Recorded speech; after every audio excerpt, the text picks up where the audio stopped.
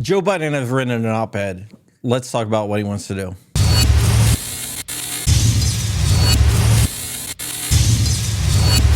What's up, Wolverines? Welcome back to the channel. If you remember, Joe Biden just told a university that the biggest threat in America is white supremacy.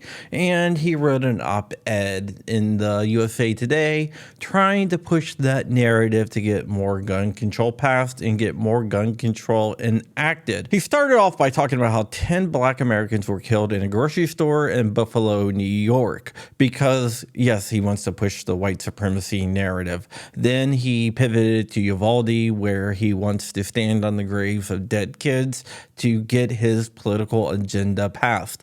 Remember, Rahm Emanuel once said, "Never let a tragedy go to waste," and Joe Biden is a student of Rahm Emanuel, so he is not letting that tragedy go to waste. Joe Biden is going to put pressure on Congress through a coalition to pass more gun control. And not only is he going to push for passing more gun control, he is going to use the Cornyn-Murphy bill, better known as the Bipartisan Safer Community Act, you know, the bill that Republicans went ahead and capitulated to Democrats on, to push for more background checks. Kind of like what they did with red flags, where they gave the states all this money to implement red flag laws, to take away your due process, and to take away your firearms. He is going to do the same thing with background checks. He wants states to expand background checks, and he is going to give the states more money to add more people to the NICS prohibited list, which is not cool. Basically, what he is going to do is use the bill that was passed by Republicans, John Cornyn, I'm looking at you down in Texas, to pass more restrictive gun laws on the state levels and to add more people to the NICS indices, which is a bad thing. What more can he do? Not much, but you never know what he is going to do. But this whole thing is to take away the guns. If you don't believe me, just listen to what Gabby Giffords had to say when she said that the whole plan is to take away guns from American people. The way they think they can do that is by adding people to the NICS indices. Even in red states like Tennessee, we are seeing bills that says if you're on certain medications, which 30% of the population are on, that you cannot own a firearm. Congress is not going to pass a assault weapons ban, and they know that. So what they are trying to do is to do an end around Congress by adding people to the NICS indices.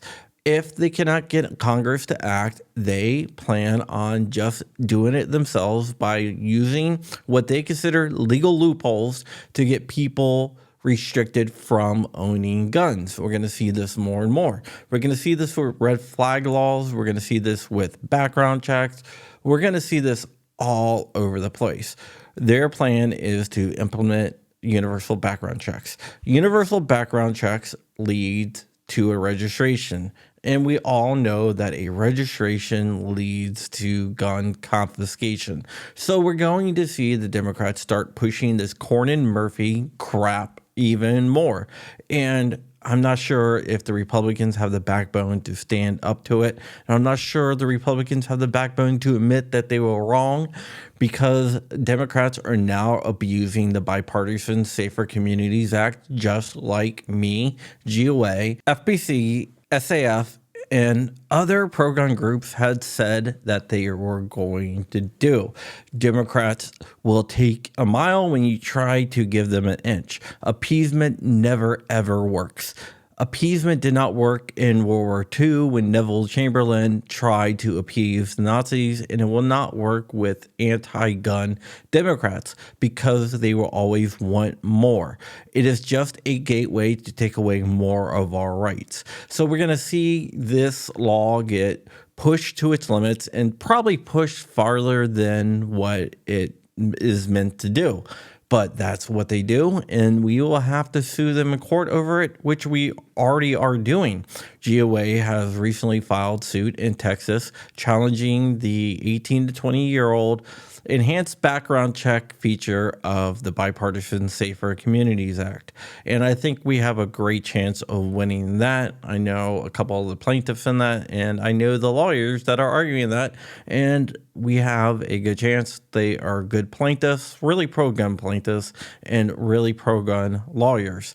Also, we have the whole entire case in Virginia where a judge ruled that the law preventing 18 to 20-year-olds from buying handguns is unconstitutional, which is a whole nother issue, so I'm not going to get into that.